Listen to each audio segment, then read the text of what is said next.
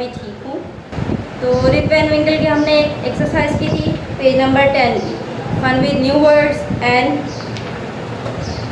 Match the words in the box. ये हमने exercise की थी, ठीक है। उसके नीचे देखिए है लेट्स रीड, उसी के नीचे है लेट्स रीड, ट्रू फॉल्स हैं ये इस पेज पे है, वहाँ तो लिखा हुआ है लेट्स रीड। ट्रू फॉल्स दिए भी किस पेज पे है आपको, पेज नंबर है आपका 11, ये पेज नंबर है आपका, ये ट्रू फॉल्स दिए हुए हैं, ठीक है ना। तो ये आपका होमवर्क जी, आज मैंने क्लास से स्टार्ट होते ही सबसे पहले आपको होमवर्क दे दिया। ट्रू फॉल्स हैं, आसान होते हैं बहुत, है ना, वेरी सिंपल। आपको सिर्फ रिव्यू करना है चैप्टर, जो भी सेंटेंस है। For example Rip was kind to children, Rip मेहरबान था बच्चों पे, नरमदिली का मुजाहरा करता था बच्चों के साथ। अब आपको पता है कि ये जुमला सही है या गलत है, सही, ठीक है ना। तो बाकी भी सेंटेंसेस आपको इसी तरह पढ़ने हैं और सोचना है कि हाँ ये बात सही है या गलत है, ये सेंटेंस सही है या गलत है। उस सही है तो ट्रू, गलत है तो फॉल्स। ट्रू फॉल्स आप लोग खुद करेंगे। हम आपको करवाएंगे नेक्स्ट एक्सरसाइज, देखिए इसी पेज पे number 2 exercise, complete the following sentences. Complete the following sentences.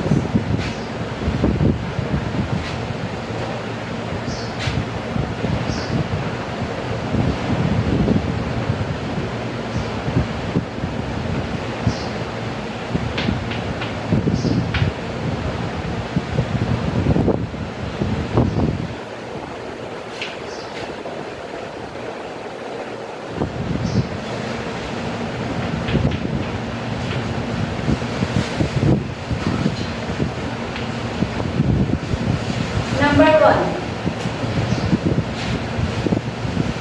I will not write whole sentence, I will just write only the answer।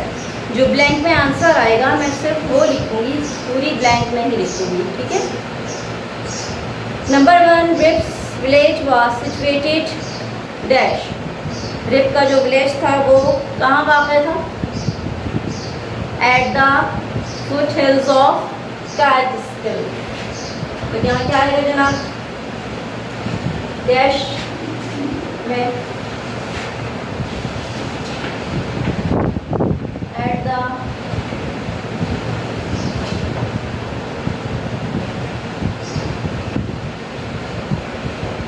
Foot hills of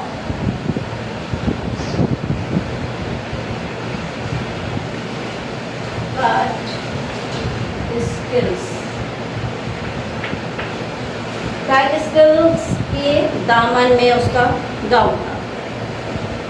next, the children of the village loved him because, बच्चे गाँव के बच्चे उससे बहुत मोहब्बत करते थे, क्यों, because he played with them, because ये आएगा डैश में, ही played with them,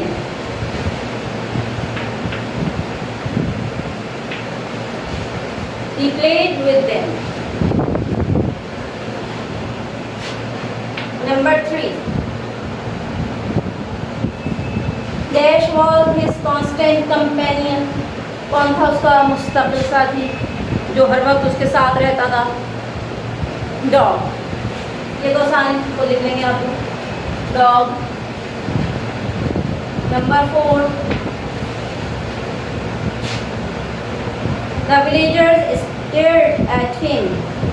विलेजर्स ने उसकी तरफ गौर से देखना शुरू किया, घूरना शुरू किया उसे, बिकॉज डैश, क्यों भाई, because he had a foot long beard and a wrinkled face. क्योंकि उसकी आखिर में हमने पढ़ा था ना कि वो सोकर जब उठता है तो नीचे अपने गांव में जाता है, गांव के लोग उसे देखकर हैरान रह जाते हैं, वो उसे देखते हैं गौर से। वो उसे गौर से क्यों देख रहे होते हैं, क्योंकि उसकी दाढ़ी बहुत लंबी हो चुकी होती है, क्योंकि कि वो 20 ईयर्स उसने वहाँ गुजारे होते हैं नींद में, तो उसकी दाढ़ी पैरों तक आ जाती है और उसके चेहरे पे झुर्रियाँ पड़ जाती हैं, राइट, रिंकल्ड फेस। तो यहाँ क्या कहाँ तक लिखा हुआ है जनाब? बिकॉज। बिकॉज के बाद आप लिखेंगे, मैं डैश नहीं लगा रही हूँ, ठीक है बच्चों? Because he had a foot long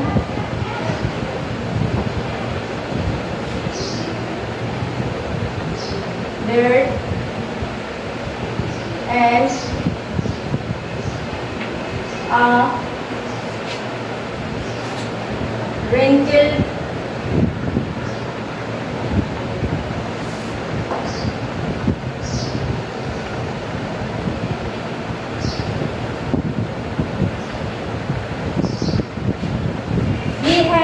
long beard and a wrinkled face।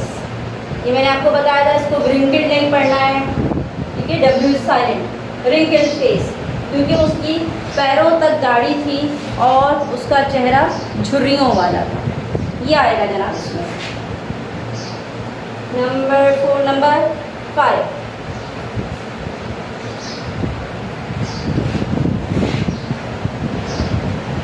Number 5, what is number 5?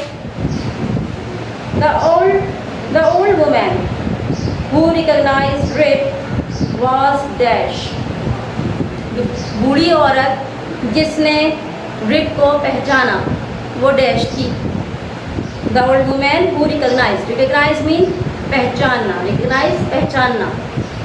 The old woman who recognized, बूढ़ी औरत जिसने रिप को पहचाना, वो कौन थी भाई? Neighbor, was an old neighbor, an old neighbor।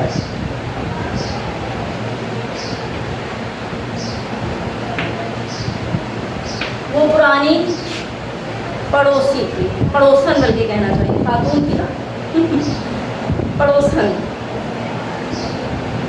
ठीक है जनाब, ये भी एक्सरसाइज हो गई आपकी। नीचे आइए, लेट्स राइट। लेट्स राइट में क्या है? What were the strange things about the men on the mountains?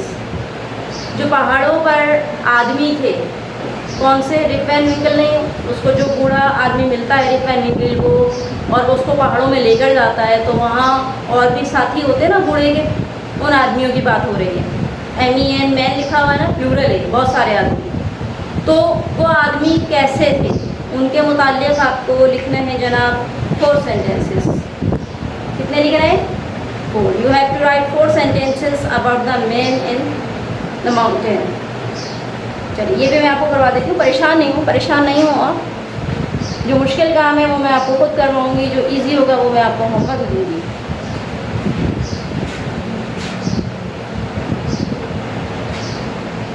Next exercise हमारी क्या है? Let's write.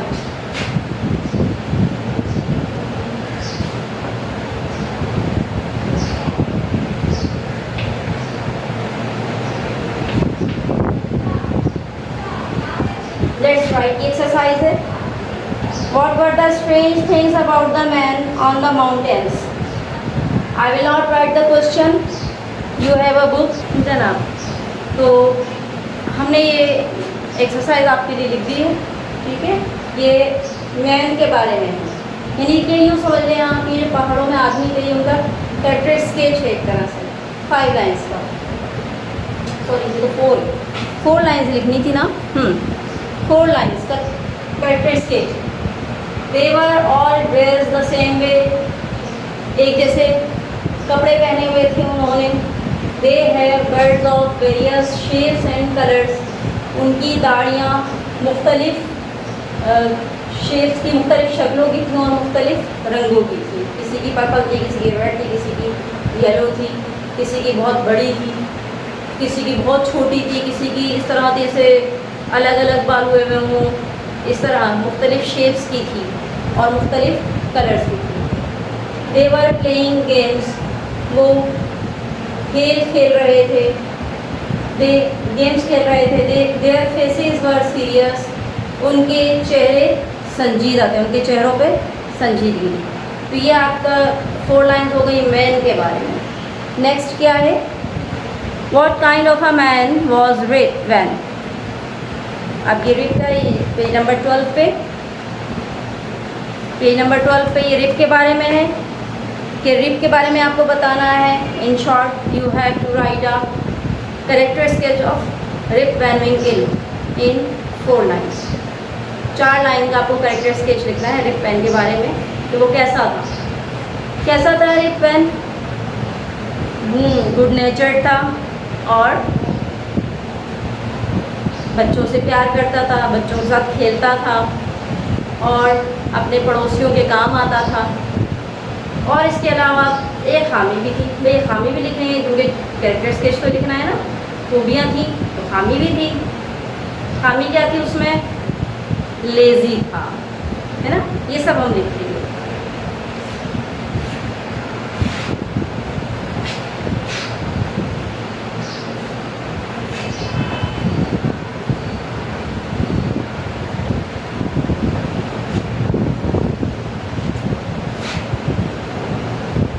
अब हम इसके बारे में लिख रहे हैं, रिप वैन विंकल के बारे में। वो किसके बारे में था भाई? वो आदमियों के बारे में था, ठीक है। नंबर 1 क्या लिखेंगे जरा? देखिए नंबर 1 तो लिखा वही है, he was a kind neighbour. ये फर्स्ट लाइन तो आपकी हुई भी है। Second, he was good नेचर्ड fellow. Number 1 तो आपका हुआ है। Number 2, he was a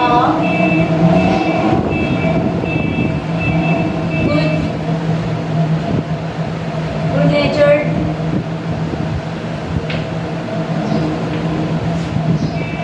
fellow.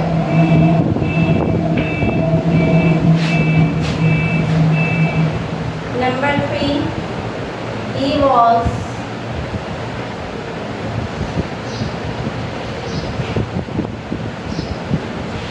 always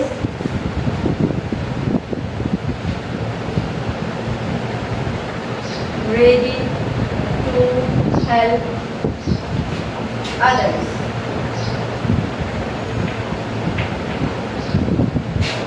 Number 4, he was a bit lazy.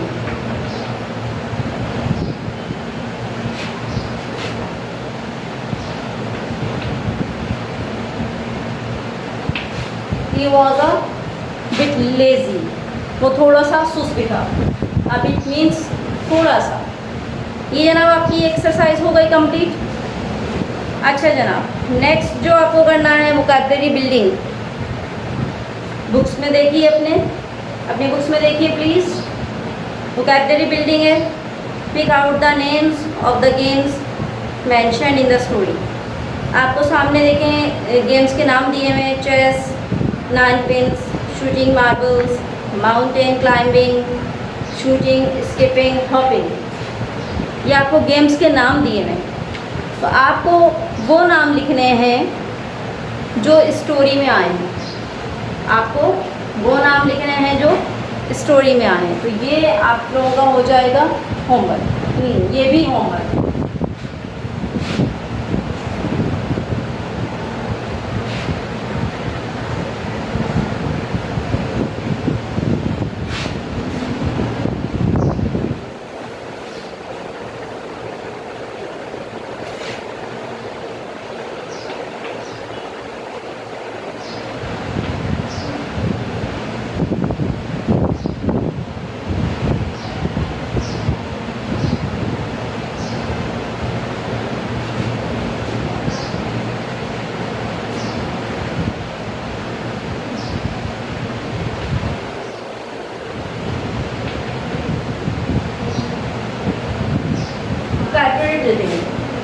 ठीक है जनाब, ये हो गया आपका होमवर्क। ये आपको कुछ गेम्स दिए हैं, सारे गेम्स यहाँ नहीं लिखने हैं आपको, ठीक है।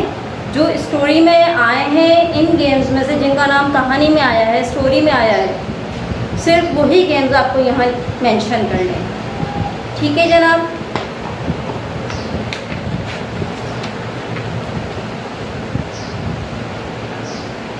ये आपका आज का हो गया लेक्चर कंप्लीट। तो अब आपको होमवर्क करना है। 2 होमवर्क दिए मैंने आपको, कौन कौन से? ट्रू फॉल्स और आखिर में ये वोकैबुलरी बिल्डिंग। ठीक है, 2 होमवर्क है, ये आपको करने हैं। इंशाल्लाह मिलेंगे अगले लेक्चर में। अल्लाह हाफ़िज़।